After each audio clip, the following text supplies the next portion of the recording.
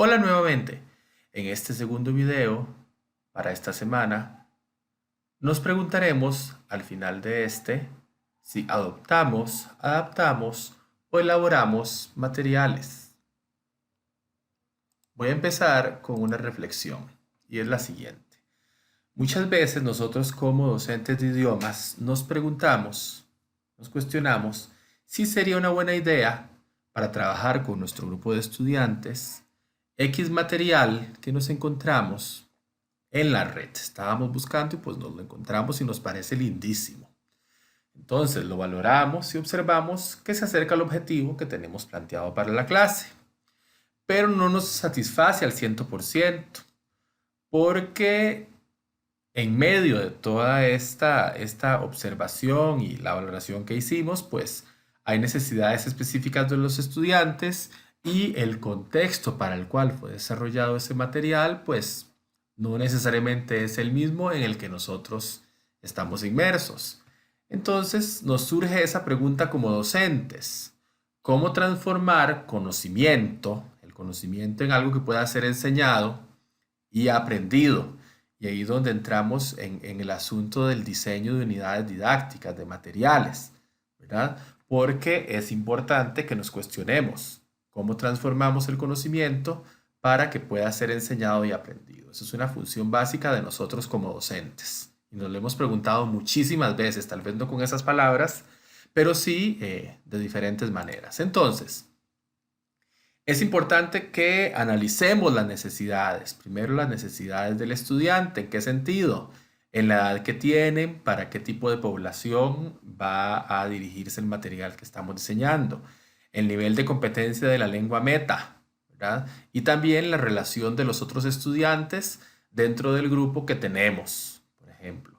Además, la lengua materna y el impacto que ésta tiene en la lengua que están aprendiendo como segunda lengua. No es lo mismo que los estudiantes hablen inglés, hablen alemán o hablen francés, que tengamos estudiantes con esas tres lenguas en nuestra clase de español. Además, el nivel educativo. ¿Qué cursos han estudiado? Si han estudiado antes, ¿verdad? La cultura a la que pertenecen también es fundamental.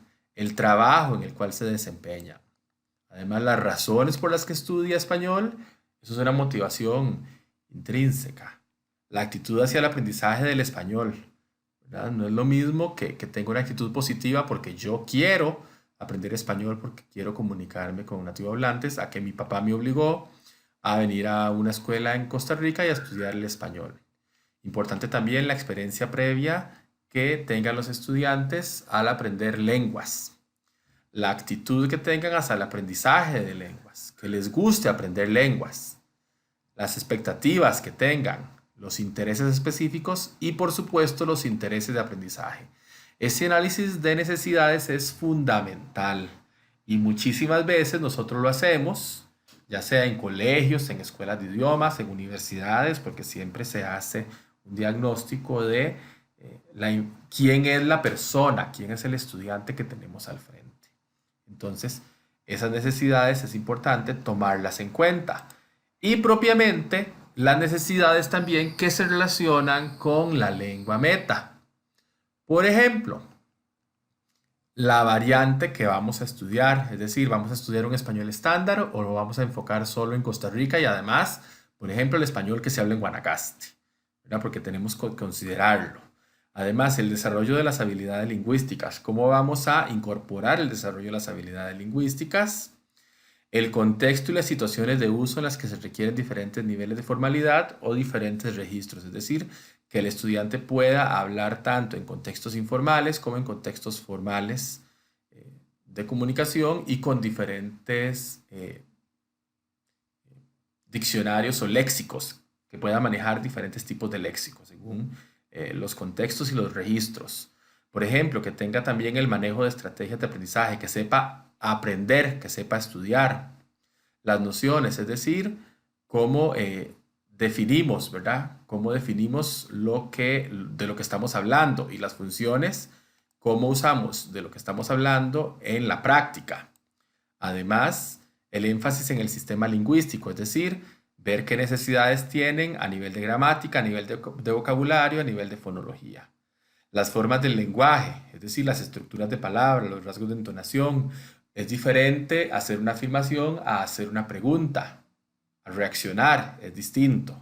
Las formas receptivas o productivas del lenguaje, es decir, cómo recibo, ¿verdad? Lo que estoy escuchando, lo que estoy leyendo y la forma en la que yo produzco. Obviamente está conectado con habilidades lingüísticas y la atención a formas mecánicas de producción, es decir, cómo escribimos, ya sea formalmente con letras, con los signos de admiración, con los signos de puntuación y además la pronunciación, por ejemplo, esas son formas mecánicas de pronunciación. Entonces, todo esto, ¿para qué es importante? Para que lo consideremos a la hora de incorporar e ir desarrollando las actividades que ustedes han propuesto en la plantilla de trabajo del diseño de unidad didáctica. Es importante considerar todos estos aspectos a la hora de plantearnos la pregunta, ¿verdad? ¿Cómo hacemos para que un conocimiento pueda ser enseñado y aprendido? Entonces, es importante considerarlo a la hora también de tomar en cuenta elementos, contenidos y diseñar las actividades para una unidad didáctica. Ahora bien, vean que hemos hablado mucho de habilidades lingüísticas, las formas receptivas y productivas del lenguaje, formas mecánicas de producción, funciones, etc. Pero, ¿qué hacemos con la cultura, con el conocimiento cultural? Entonces, también es importante que comentemos, ¿verdad?, que la cultura debe ser también un eje importante en el diseño de la unidad didáctica. En el glosario colaborativo, pues una de las compañeras definió bien cultura como segunda lengua y lo hizo bastante bien. Y es importante que ella comentaba que se deben considerar palabras, expresiones, alimentos y demás cuestiones. Entonces yo les propongo que lo reflejemos desde lo siguiente. Por ejemplo, desde lo estético. Podemos enseñarles cultura o el conocimiento cultural nuestro a través de las artes, por ejemplo, el cine, la música, la literatura, etcétera, desde la parte estética. O también desde un punto de vista sociológico, es decir, desde la vida en familia, las interacciones sociales, el trabajo, ¿verdad? O desde lo semántico, áreas semánticas, que eso lo comentaron en el glosario común, en el glosario colaborativo, ¿verdad? Áreas semánticas como definir ropas, las comidas, los deportes, ¿verdad? Las partes de una casa, cómo está estructurada, por ejemplo, una cocina típica, etcétera. Eso es desde lo semántico. O desde lo pragmático, las habilidades sociales o paralingüísticas o los códigos de lenguaje para obtener una comunicación exitosa dentro de una cultura. Es decir, tenemos diferentes enfoques para poder presentar también la cultura y que sea parte de esa columna vertebral que nosotros estamos diseñando o que ustedes están diseñando a la hora de trabajar la unidad didáctica. Entonces, al principio les planteé que nos íbamos a cuestionar esta pregunta, ¿verdad? ¿Adoptamos, adaptamos o elaboramos materiales? Es muy interesante porque muchas veces cuando encontramos material en línea decimos, qué bonito, lo voy a usar así como está, ¿verdad? Y me tiro al agua y lo usé como me lo encontré y resulta que después ya no había puesto mucha atención en el vocabulario que proponía y entonces ya no me sirve muy bien porque hay palabras que se usan solo en México o se usan solo en España. Muchas veces encontramos materiales muchísimos diseñados en España, entonces debemos tener el cuidado del manejo del léxico y de ciertas estructuras gramaticales.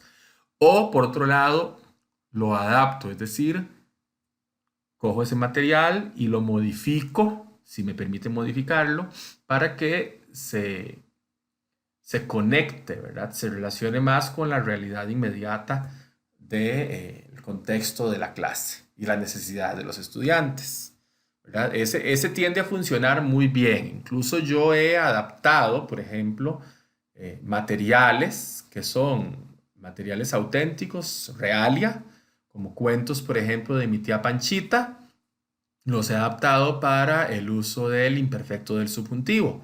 Y funciona bastante bien, ¿verdad? Funciona bastante bien cuando ya uno adapta algo, ya sea que está en la lengua materna y es de mi cultura y lo adapto para que tenga más sentido en la clase, ¿verdad? Entonces sería como un 50% real y a un 50% adaptación.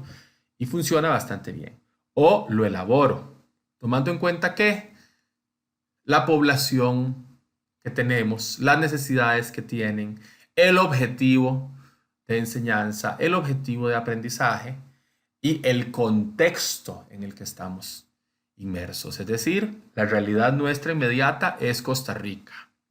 Y si bien nosotros debemos enseñar un español de norma estándar, sería como el ideal, definitivamente nuestros materiales están permeados también por aspectos culturales propios de nuestra cultura costarricense. Y qué bien que así sea, porque es una forma en que también exaltamos las bellezas y la riqueza histórica y cultural que hay en nuestro país. Entonces ahí les dejo la pregunta, ¿verdad? Entonces, adopto, adapto, elaboro. Yo me inclino más por elaborar, porque a mí particularmente me gusta mucho elaborar. A algunos les puede funcionar la parte de adoptar y a otros adaptar. Y aunque yo he hecho las tres en algún momento en mi vida profesional, pues me inclino más al, a la elaboración de materiales. Les pregunto a ustedes, ¿en cuál de las tres se ubican y por qué? Para que se pregunten ustedes mismos y se respondan. Bueno, si tienen alguna duda, alguna pregunta, pueden dirigirse al foro de dudas académicas que se encuentra en la plataforma del TEC Digital. Lindo día, linda tarde, linda noche y también linda madrugada.